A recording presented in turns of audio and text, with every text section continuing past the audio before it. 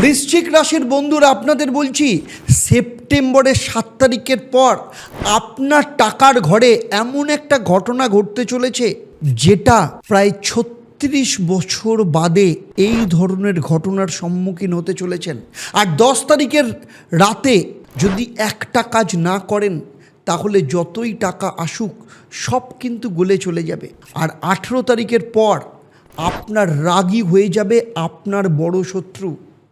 আর তাতে পূর্বে কি জানেন, আপনার নিজের কেরিয়ার, কে আসছে আপনার আয়ের ঘরে, কে ছিদ্র করছে পেছন থেকে, আর কোন রাতে কোন কাজটা করলে গোটা লাইফটা আপনার জীবনে বাজিমাত হতে পারে, এই তিনটের প্রশ্নের উত্তর আমি দেব এই ভিডিওতে। প্রতিটা তারিখ ধরে ধরে দেখাবো কোথায় আপনার পকেট গরম হবে আর কোথায় আপনাকে হিমশিম খেতে হবে। দেখুন, আপনার আয়ের গোলাঘর হলো কি জানেন, সেটা হচ্ছে একাদশ স্থান। টাকা, লাভ, বন্ধু, স্বপ্নপূরণ সব এখানে। আর সেপ্টেম্বর মাসে এই একই ঘরে দুজন অতিথি ঢুকছেন, আর পেছনে আছেন একজন পুরনো হিসেব রক্ষক। 2রা সেপ্টেম্বর শুক্র তুলা রাশিতে ঢুকছে আপনার দ্বাদশ ঘরে, নিজের ঘরে। দ্বাদশ ঘর মানে খরচ, বিদেশ যাত্রা। আবার শুক্র এখানে আরাম আর বিদেশে সুখ আনবে। কিন্তু এই একই ঘরের যে গোলাঘর, তার পেছনের যে ছিদ্রটা সেটা তৈরি হবে, ফলে টাকা হাতে এলেই খরচের ঝোঁক কিন্তু চেপে বসবে। 7 তারিখে বুধ কন্যা রাশিতে ঢুকছে ঠিক আপনার একাদশ ঘরে, নিজের ঘর সেটা বুধের। এই হলো প্রথম অতিথি, ব্যবসায়ী বণিক, যার হাতে থাকবে সাফল্যের চাবি। এই দিন থেকে আয়, নতুন চুক্তি, ব্যবসায়িক যোগাযোগের জোয়ার শুরু হবে। 10 তারিখ কৌশিকী অমাবস্যা, বছরের সব থেকে অন্যতম শক্তিশালী দিন। এই একই রাতের উপায় আপনার সাধারণ দিনের থেকে বহুগুণ ফল দেবে। যাদের বছরের পর বছর টাকা আটকে আছে, আয়ের পথে বাধা আছে, সন্তানের পড়াশোনা নিয়ে দুশ্চিন্তা রয়েছে, চাকরি হচ্ছে না, বিবাহের ক্ষেত্রে বাধা, সন্তান আসছে না, বিবাহিত জীবনে প্রচণ্ড সমস্যা, আমি বলবো এখন থেকে প্রস্তুত নিন। আপনার জন্মছক, আপনার হাত বাস্তু অনুযায়ী যা যা সমস্যা আছে সেই সমস্যাগুলোকে ঠিক করুন। যদি করতে পারেন তাহলে 10 তারিখের মধ্যে আপনার লাইফ কিন্তু চেঞ্জ হয়ে যাবে।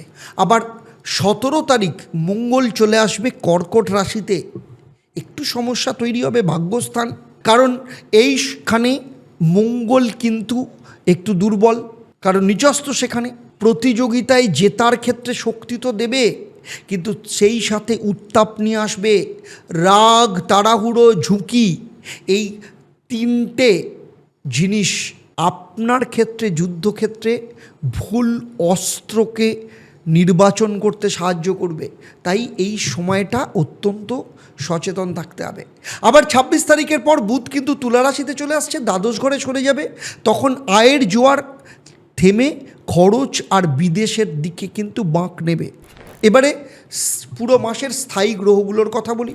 বৃহস্পতি আপনার নবম ঘরে রয়েছে, সেখানে থেকে ভাগ্যকে সাপোর্ট দেবে।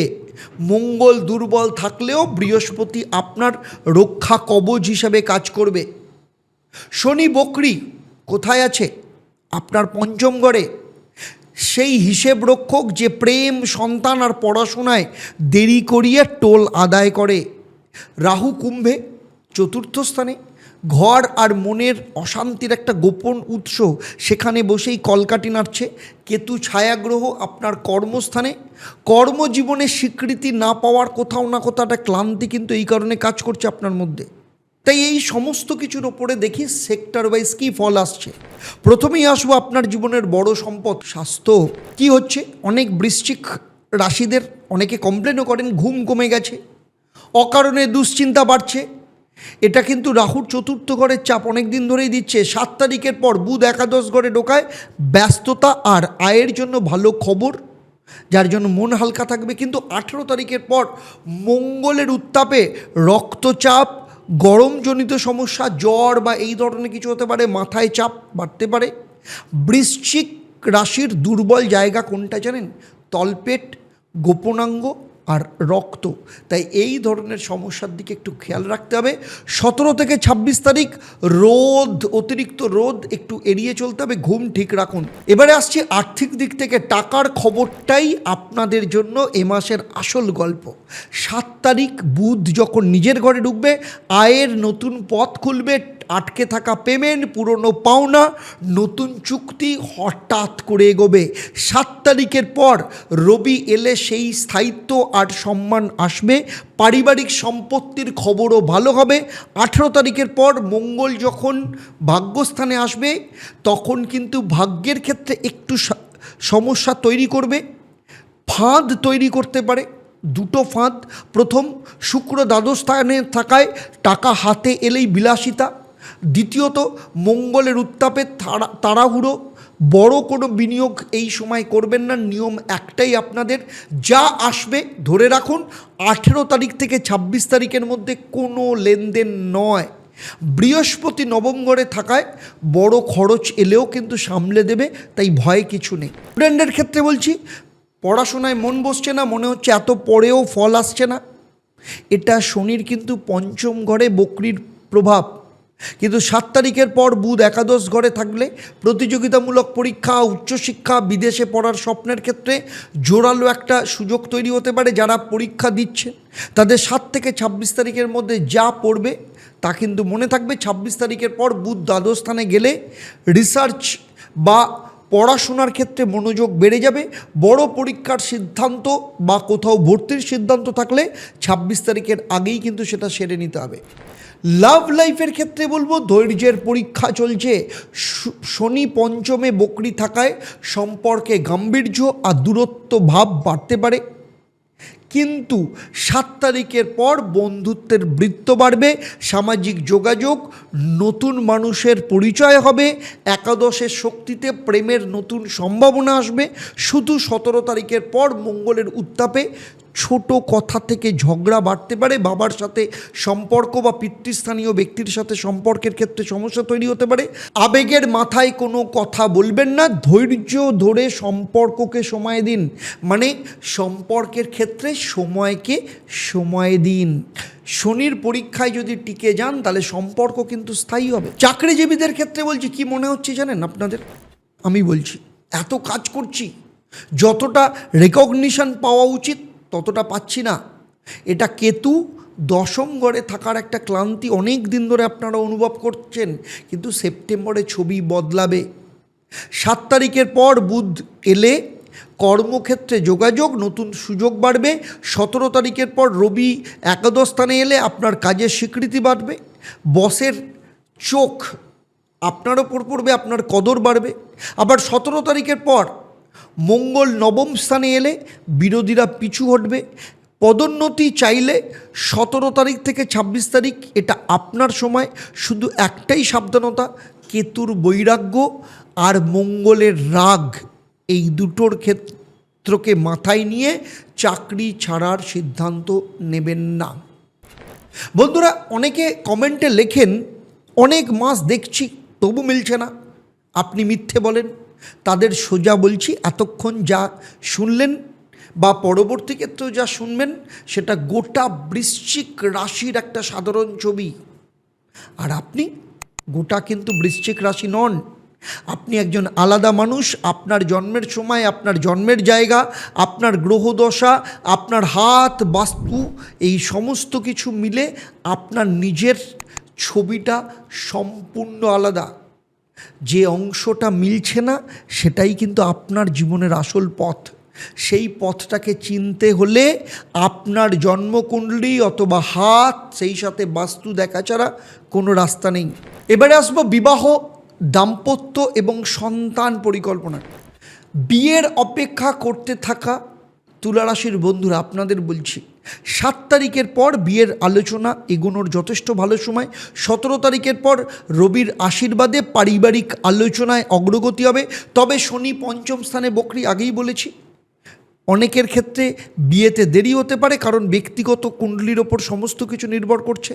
আর যারা অলরেডি বিয়ে করে ফেলেছেন তাদের ক্ষেত্রে বলি, 17 তারিখের পর মঙ্গলের কারণে মতবিরোধ হতে পারে, পরিবারের গুরুজনের সাথে সম্পর্ক খারাপ হতে পারে, মাথা ঠান্ডা রাখুন।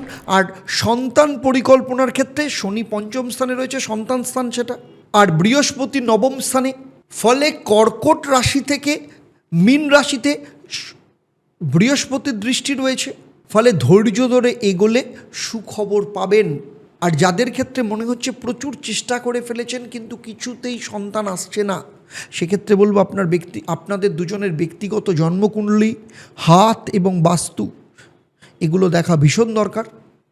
আপনারা যদি চান আপনাদের কোলেও সন্তান আসুক, তাহলে বলবো এই সময়টাকে কাজে লাগান। এই বছর ঘুরতে না ঘুরতেই ভালো খবর পাবেন। এবারে আসছি ব্যবসায়ীদের কথা। দেখুন, এ মাসে দূরের বাজার, নতুন যোগাযোগের মাস। 7 তারিখের পর বুধ যখন নিজের ঘরে কন্যা রাশিতে আপনার একাদশ স্থানে আসবে, নতুন কোনো চুক্তি হোক, নতুন গ্রাহক আর ব্যবসায়িক যোগাযোগ সেসব ক্ষেত্রে দ্রুত বাড়বে। 17 তারিখ থেকে রবি এলে সম্মান আর বড় অর্ডার আসবে। 18 তারিখ থেকে মঙ্গল এলে প্রতিদ্বন্দ্বী কিন্তু দুর্বল হবে, প্রতিযোগিতা জেতার জোর পাবেন, কিন্তু সাবধানেও থাকতে হবে। 18 তারিখ থেকে 26 তারিখের মধ্যে নতুন কোনো চুক্তিতে তাড়াহুড়ো করবেন না, প্রতিটা শর্ত দুবার পড়বেন। আর শুক্র দ্বাদশ ঘরে থাকায় ব্যবসার টাকা কিন্তু ব্যক্তিগত খরচে একদম নয়, যা করবেন ব্যবসাতেই কিন্তু ঢালবেন। বিদেশ যাত্রা এবং সেটেলমেন্টের ক্ষেত্রে বলছি, বিদেশের স্বপ্ন দেখা বন্ধুদের জন্য মিক্সড রেজাল্ট রয়েছে। 2 তারিখ থেকে শুক্র দ্বাদশ স্থানে থাকায় নিজের ঘরে ঢোকার পর বিদেশের যাত্রা, বিদেশি যোগাযোগ, আরামদায়ক সফরের সুযোগ বাড়বে। 7 তারিখের পর বুধ একাদশ স্থানে থাকায় বিদেশের সাথে কাজ, রপ্তানি বা দূরের ব্যবসায় অনুযায়ী এগোলে ভালো ফল পাবেন, কিন্তু শনি তো আবার পঞ্চম স্থানে বকরি রয়েছে, ফলে ভিসা এবং কাগজপত্রের ক্ষেত্রে ডিলে হতে পারে। ডকুমেন্ট ভালো করে চেক করে নেবেন। 26 তারিখের পর বুধ দ্বাদশ স্থানে মানে তুলা রাশিতে যখন ঢুকবে, বিদেশি কাজে অগ্রগতি বাড়বে। সেটেলমেন্টের পরিকল্পনা থাকলে কৌশিকী অমাবস্যার আগে এই সমস্ত কিছু কিন্তু ঠিক করিয়ে নিন। 10 তারিখে কৌশিকী অমাবস্যা। এখন থেকে যারা সিদ্ধান্ত নেবেন তাদের জীবন কিন্তু পাল্টে যাবে। আপনার জীবনেও যদি এরকম হয়, টাকা হাতে এসে ফসকে যাচ্ছে, টাকা থাকছে না, আপনার বিবাহিত জীবন অত্যন্ত খারাপ, বা বিয়ে হচ্ছে না, সন্তান হচ্ছে না, বা মিসক্যারেজ হচ্ছে, কিংবা আপনার কেরিয়ার ঠিকমতো দাঁড়াচ্ছে না, চাকরি হচ্ছে না, আপনার সন্তান পড়াশোনা ঠিকমতো করছে না, বা তার পড়াশোনার জায়গা ঠিক হচ্ছে না, আমি বলবো নিচের যে নাম্বার রয়েছে সেই নাম্বারে ফোন করে অনলাইন কিংবা চেম্বারের জন্য আপনারা কনসালটেশন বুক করতে পারেন। আপনারা চাইলে আমার 28 বছরের প্রফেশনাল এক্সপিরিয়েন্সকে কাজে লাগিয়ে সারা পৃথিবী জুড়ে যে 1.5 লক্ষের ওপর সফল ক্লায়েন্ট আছে তাদের দলেও আপনি একজন হতে পারেন। তাই এক্ষুনি ফোন করুন। সুযোগ বারবার আসে না, প্রচুর মানুষ ফোন করছেন, বিশেষ করে কৌশিকী অমাবস্যার আগে এই সময়কে কাজে লাগানোর জন্য। কারণ এই সময়কে যদি কাজে লাগাতে পারেন, আপনার জীবন 180 ডিগ্রি ঘুরে যাবে। এ মাসে আপনাদের লাকি রং হচ্ছে সবুজ রং আর লাল, গাঢ় লাল। সবুজ রং মানে বুধ, আর এ মাসে আপনার আয়ের ঘরের মালিক। আর লাল হচ্ছে মঙ্গল, যেটা আপনার ক্ষেত্রে আপনার প্রতিযোগিতা জেতাবে। লাকি মন্ত্র ওম বুধায় নমঃ। প্রতিদিন সকালে 21 বার জপ করবেন। আয়ের ঘরের মালিক বুধকে খুশি করার এটাই কিন্তু মূল চাবিকাঠি বলতে পারেন। আর কি করবেন, যাদের হাতে টাকা থাকছে না, বারবার বেরিয়ে যাচ্ছে, প্রতি বুধবার সকালে 1 মুঠো সবুজ ডাল আর একটু গুড় সবুজ কাপড়ে বেঁধে মন্দিরে বা কোনো গাছের গোড়ায় দান করুন। এই উপায় বুধের শক্তিকে আয় ধরে রাখার দিকে যথেষ্ট পরিমাণে প্রভাবিত করবে। আর আয়ের শক্তি এ মাসে কোথায় বলেছে, একাদশ ঘরে। উত্তর কোণ যত পরিচ্ছন্ন, আয়ের পথ তত খোলা। তাহলে আজকের মতো বিদায় নিচ্ছি, আবার দেখা হবে পরবর্তী পর্ব ধনুরাশির জাতক জাতিকাদের নিয়ে। এখন একদম শিরদাঁড়া সোজা করে বসুন এবং বুক ভর্তি গভীর শ্বাস নিন, আর হাত জোর করে শ্বাস ছাড়তে ছাড়তে বলুন ওম একাং ব্রহ্ম প্রেমং পরমম। জয় ঈশ্বরী মা। নমস্কার, ভালো থাকবেন।